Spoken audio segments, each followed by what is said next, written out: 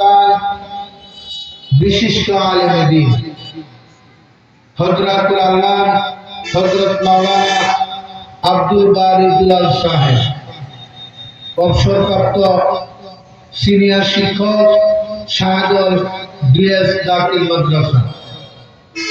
মঞ্চে উপবিষ্ট রয়েছেন নায়েবে নবী ওয়ারাসাতুল আম্বিয়া, মুআজ্জাজ মুকাররম উলামায়ে কেরাম।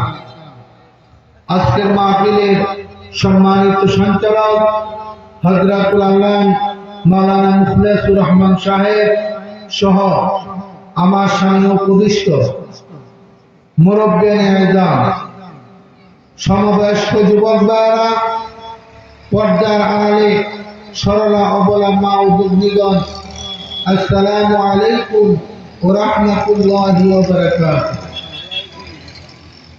আমি সর্বপ্রথমে মহান রব্বে করিম যিনি মালিক ইয়াউমিদ্দিন, আমরা যার ইবাদত করি আল্লাহ সুবহানাহু ওয়া তাআলার দরবারে অন্তরে অন্তরে